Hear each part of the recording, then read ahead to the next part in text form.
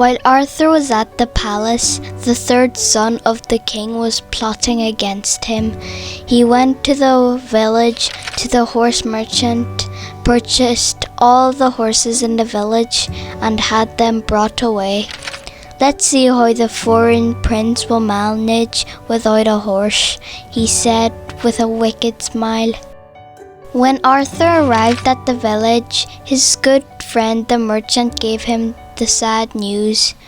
"I am sorry there are no more horses in the whole village.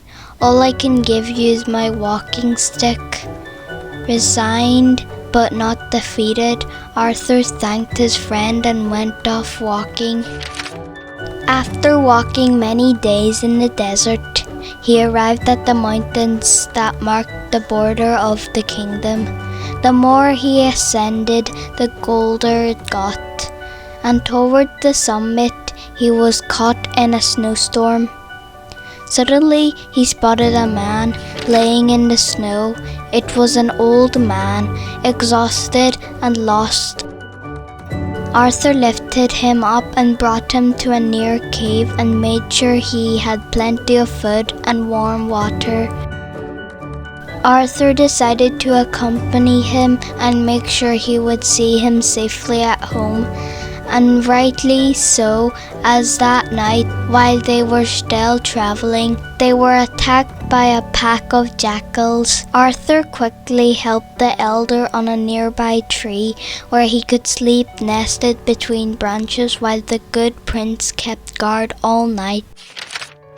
Once home, the old man gifted Arthur with a pair of magical blue slippers. Yes, magical, because at each step Arthur would leap hundreds of meters.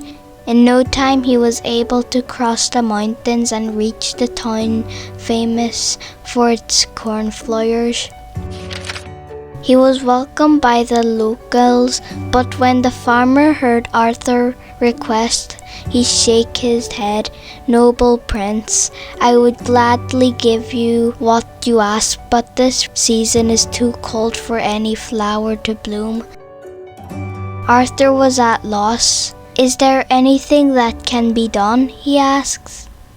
"Those flowers are so important for me that I will give in exchange these magical sleepers." They went into the field and dig out the best roots and put them into a bag with soil and straws. "Take this bag, noble prince, and this horse, and when you are back in your country, plant them in good soil." Arthur had a safe journey back, but the weather was still cold, so the prince spent the rest of the winter at the house of the good merchant, who taught him how to play chess while he waited patiently for the plant to grow and bloom. Iris was not idle either. Her beloved aunt had an idea. How about preparing a beautiful veil for her wedding, decorated with all the flowers that the prince would bring her? So she worked all winter, awaiting for Arthur with patience, because isn't not patience what love is mostly about?